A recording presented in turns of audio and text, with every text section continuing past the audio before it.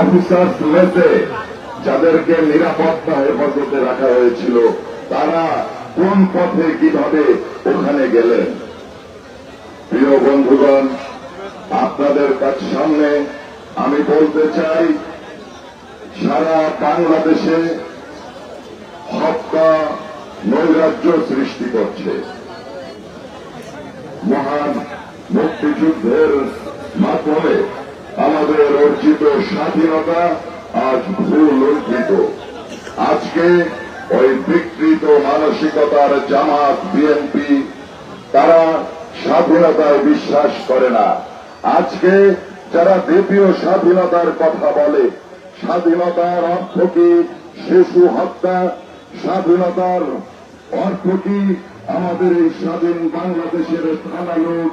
স্বাধীনতার অর্থ কি জেলখানা ভেঙে ফেলা? প্রিয় বন্ধুগণ, যারা আওয়ামী লীগের নেতা কর্মীদের বাড়িতে আক্রমণ করেছে সারা বাংলাদেশের বিভিন্ন জায়গায়, আমার হাজার হাজার নেতা কর্মীকে হত্যা করেছে, এই হত্যার বদলা নেওয়ার দৃঢ় অঙ্গীকারের দিন আজ 15ই আগস্ট। প্রিয় আপনারা ধৈর্য সহকারে অল্প সময় দেন, আমি বেশি বক্তব্য রাখবো না।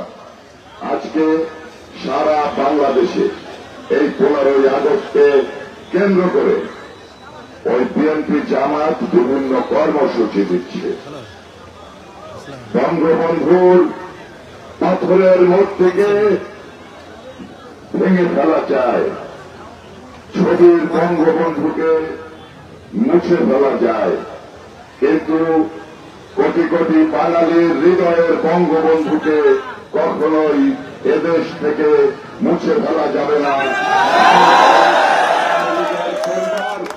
অনেক বড় পরিবার বাংলাদেশ আওয়ামী লীগ যে সময়ে সংগঠন পরিচালনা করছে, সারা বাংলাদেশে আওয়ামী লীগের নেতা কর্মীরা অত্যন্ত সুসংগঠিতভাবে সংগঠিত হচ্ছে। বন্ধুগণ, আপনারা দেখেছেন 5ই আগস্টের ঘটনার পরে 6 তারিখে আমরা এই বঙ্গবন্ধুর মাজার থেকে শপথ নিয়েছি।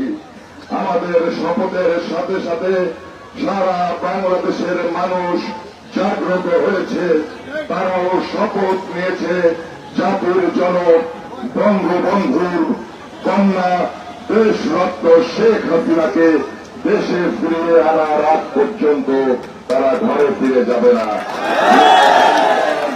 ঢাকা শহরে আপনারা দেখেছেন গতকাল আমাদের স্বাধীনতার মহান স্থপতি বঙ্গবন্ধুর বাড়ি, হাজার হাজার স্মৃতি বিজড়িত যে জায়গা বাংলাদেশের স্বাধীনতার ইতিহাস, সেই বাড়িকে অবমাননা করা হয়েছে, বঙ্গবন্ধু জাদুঘর পুড়িয়ে দিয়েছে।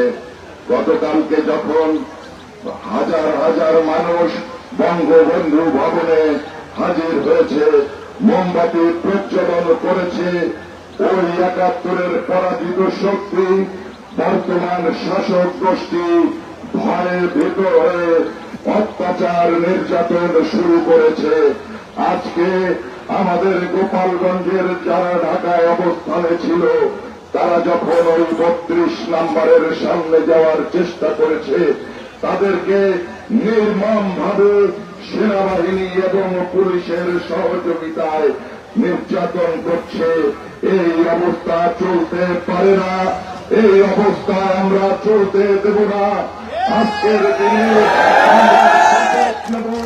প্রয়োজনে আজকে এই মাজার থেকে, বঙ্গবন্ধুর মাজার থেকে ওই দেশে আন্দোলনের ডাক দিচ্ছি। সারা বাংলাদেশের মানুষকে ঐক্যবদ্ধ হয়ে ঢাকা অভিমুখে আমরা যাত্রা করে ওই অপশক্তিকে বঙ্গবন্ধুর সোনার বাংলা গড়ার দৃঢ় প্রত্যয় ব্যক্ত করছি। দেশরত্ন শেখ হাসিনাকে বাংলাদেশের মাটিতে সসম্মানে ফিরিয়ে আনার দৃঢ় অঙ্গীকার ব্যক্ত করছি, দৃঢ় অঙ্গীকার ব্যক্ত করছি। আমাদের যে সমস্ত বাড়ি জ্বালিয়ে দেওয়া হয়েছে, আমাদের যে সমস্ত ভাইদের হত্যা করা হয়েছে তাদের প্রত্যেকটা হত্যার বদলা আমরা নেবই নেব।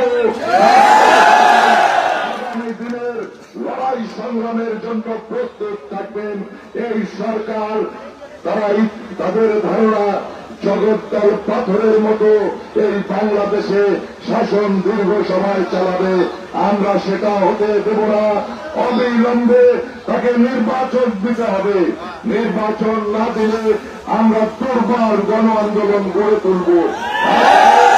বাংলাদেশের সংস্কার, আরে ওই তোরা কি করবি? বাংলাদেশের সংস্কার তো শেখ হাসিনা করেছে।